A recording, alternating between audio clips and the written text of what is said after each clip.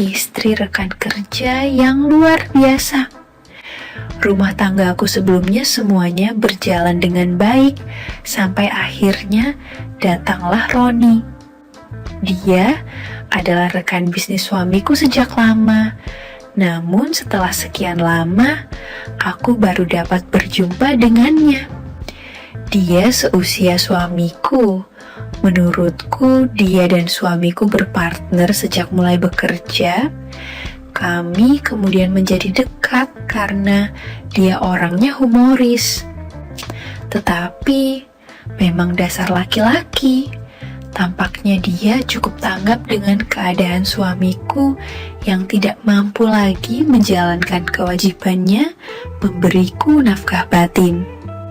Sehingga pada akhirnya dia akan membawaku ke jurang kehancuran.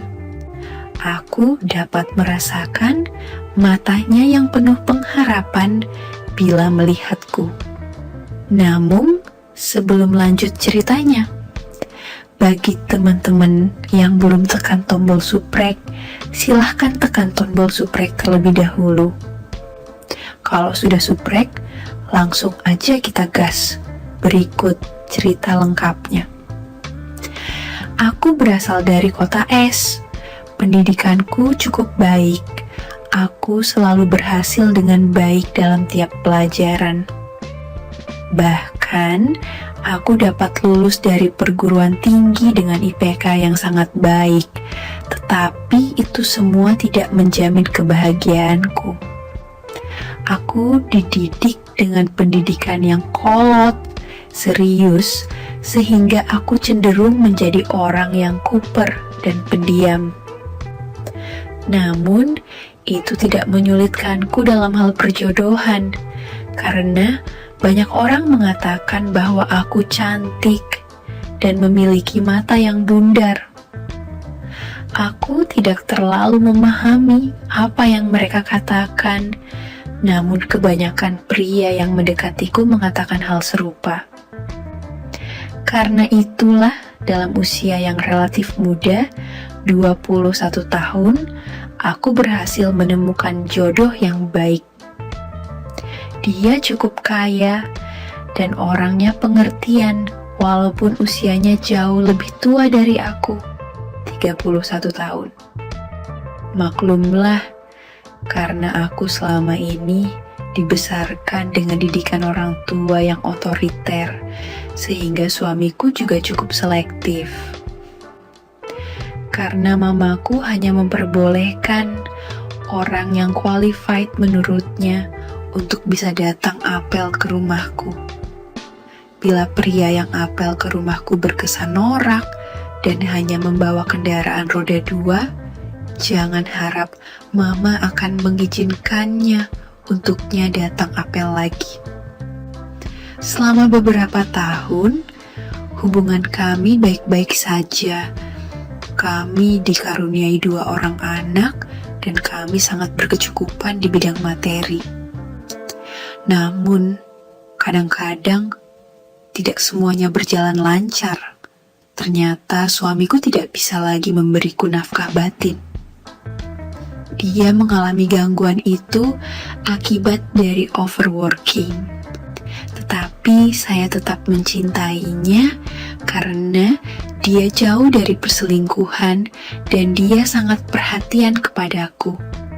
Walaupun dia sudah tidak dapat lagi memberiku kesenangan batin, namun saya tetap menahan diri dan mencoba untuk tidak berselingkuh. Sampai akhirnya datanglah Roni. Dia adalah rekan bisnis suamiku sejak lama, namun setelah sekian lama, aku baru dapat berjumpa dengannya. Dia seusia suamiku. Menurutku, dia dan suamiku berpartner sejak mulai bekerja. Kami kemudian menjadi dekat karena dia orangnya humoris.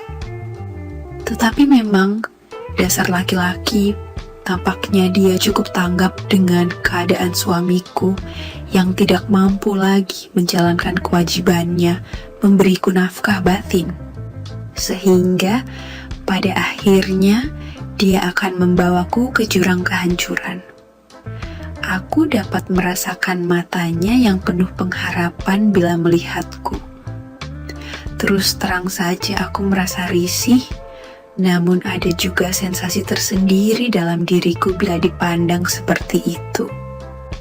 Aku tidak tahu mengapa, mungkin karena aku tidak pernah mendapat perlakuan seperti itu lagi dari suamiku. Walaupun ketika masih mojang, aku juga mempunyai banyak kenalan pria. Suatu saat dia menelepon dari hotelnya. Dia menyuruhku menjemput suamiku yang katanya minum sampai agak parah. Aku ingat waktu itu masih pagi betul. Memang suamiku kadang lembur sampai malam sekali, sehingga aku tidak tahu kapan dia pulang. Betapa bodohnya aku saat aku menyadari suamiku tidak pernah minum. Entah mengapa, ajakan Roni seperti sebuah hipnotis, sehingga aku tidak curiga sama sekali. Akhirnya, aku sampai di hotel tempat Roni menginap. Aku memasuki kamarnya, dan dengan muka tak berdosa, dia memaksaku untuk masuk. Tanpa curiga, aku cepat-cepat masuk dan mencari suamiku. Namun, ketika aku sadar dia tidak ada, tiba-tiba mulutku dibekap dari belakang. Napasku sesak sampai aku pingsan. Entah apa yang terjadi selanjutnya. Aku merasa ada kegelian yang luar biasa akibat dari ulah seseorang. Pelan-pelan aku terbangun. Kulihat Roni sedang asik dengan keleluasaannya ketika itu. Oh, betapa terkejutnya aku. Apalagi ketika aku tersadar mendapati diriku telah rebah di tempat tidur. Dengan kondisi siap segalanya. Kudorong-dorong badannya, tetapi dia tak bergeming. Dia memegangi kedua tanganku dan menaruhnya di samping kepalaku, sehingga aku praktis tidak bisa apa-apa. Roni terlalu kuat. Dia tertawa kecil, seraya terus melanjutkan semua maunya itu. Aku berusaha menolaknya, tapi lama-kelamaan aku sepertinya justru sangat menginginkannya. Di tengah kejadian itu, aku menyadari bahwa apa yang aku rasakan saat itu terasa lebih hebat dari rasa dan ukurannya dibanding ketika dengan suamiku. Pelan tapi pasti, aku merasakan kayak aku semakin terbawa suasana yang sangat romantis saat itu. Tetapi dasar lelaki, tampaknya Roni sangat pintar mengambil kesimpulan bahwa saat itu aku sudah pas ruah pada kemauannya. Tetapi aku dapat mengimbanginya, karena sudah lama aku tidak mendapatkan yang seperti ini lagi. Seperti kesetanan aku secara otomatis mengikuti irama kemauannya. Tetapi apa yang dilakukan Roni benar-benar sungguh mengejutkan, dan hal itu belum pernah terjadi selama dengan suamiku. Anganku pun melambung, hingga pada akhirnya perjuangan berat tapi menyenangkan yang kami lakukan pun sampai pada puncaknya. Setelah itu, aku merasa sangat marah dan menyesal kudorong Roni yang masih saja mencoba merayuku. Kumaki dia habis-habisan. Tampaknya dia juga menyesal. Dia tidak dapat berkata apa-apa. Roni kemudian hanya duduk saja, sementara aku sambil menangis segera berbenah diri. Aku mencoba menenangkan diri, sampai kemudian Roni memohon padaku untuk tidak mengatakan hal ini kepada suamiku. Dia kembali menekankan bahwa bisnis suamiku ada di tangannya, karena dia adalah pembeli mayoritas sarang burung walet suamiku. Aku membenarkannya karena suamiku pernah berkata bahwa Roni adalah koneksinya yang paling penting. Aku bingung jadinya. Satu sisi, aku ingin jadi istri yang setia, di sisi lain, aku juga masih sangat membutuhkan, seperti yang barusan ku dapat dari Roni.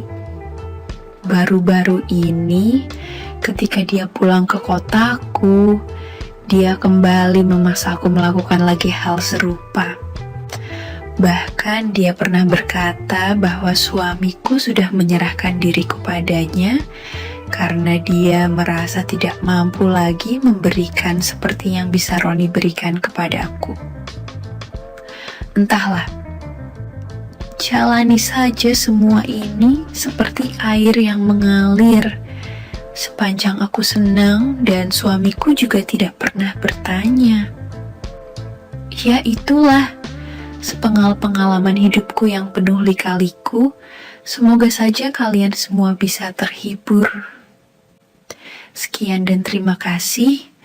Sekali lagi, tidak pernah lupa, Mimin ingin mengingatkan bahwa tidak ada maksud untuk merusak moral. Tapi di sini kami selaku admin channel Makiem hanya berbagi pengalaman dari viewer saja yang tentu saja tidak untuk ditiru. Terima kasih sudah mau mendengarkan kisah nyata ini. Ambil baiknya dan buang buruknya dari cerita kisah ini. Semoga hal seperti ini tidak terjadi kepada kita semua, bosku. Dan semoga kita semua dilindungi dari mara bahaya. Amin ya Rabbal Alamin. Terima kasih dan sampai jumpa di cerita selanjutnya. Jangan lupa like, komen, share, dan subscribe. Oh iya, kira-kira kalian semua bosku yang terhormat kepengen kisah-kisah yang seperti apa lagi nih? Tolong berikan komentar-komentar kalian di video ini ya.